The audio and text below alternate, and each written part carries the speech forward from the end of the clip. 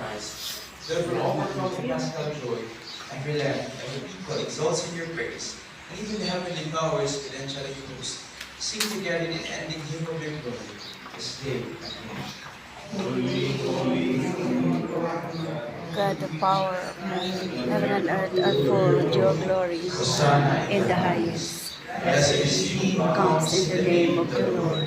Hosanna in the highest.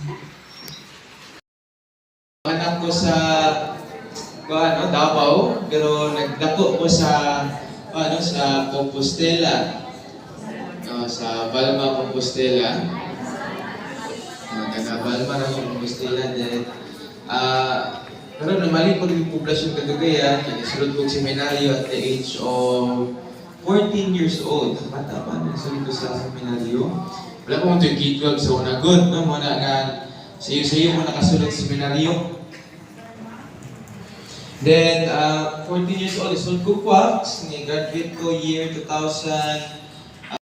Nakuha ko philosophy, nakuha ko og theology sa University of Santo Tomas, Manila. Nandito ko for 3 years, graduate ko og theology dito. Then, after na ako graduating theology sa University of Santo Tomas, nakuha ko education. Yeah, then I applied for licensed professional teacher. So, nahimo ko kong licensed professional teacher, no? LPT, batch 2018 ko naka-exam. No?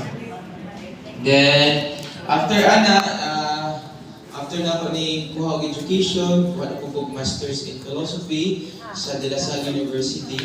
So, nakakuha ko og masters sa philosophy sa De La Salle University. And then, while taking my masters, nagtudlo ko sa na-ordinahan ko 2018. Then, 2019 dahil sa pagkapari, April 29, 2019, Bishop Medela sa iyo. So, appeal ko itong mga unang batch ni Bishop nag-iordinahan, mga kung yung pinakaunang diocese na naordinahan ni Bishop Medel. So, mga 7 years na kukumpare, no, karon. Then, uman sa na-assign ko sa Mediatrix Support with Pasay Paris kung kaniadto no para siya nag-abot sa Panabo. Muna ko unang assignment yun. Balik na sa siguro tayo, no? Kulmaan po ta sa kaprayat ani mga taga-katekis ni sa hodra man kaadlaw ang duha ka tuig. Spirituality lang sa ta, basics ta sa spirituality karon ha. Okay? Kana. Then malipahin ko nga mo mahatag ani ninyo nga short course on Catholic spirituality. Akong gihubad gamay sa Bisaya, pero actually ako adjong notes diri kay English. Okay. Ang ako ang topic karon, Kristohanong Katolikong Espiritualidad. Manay pa din, napaday lahi, anak ang spiritualidad, napaday ko. Yes! Labi na karon nga mga labi na karon nga mga panahon, dahil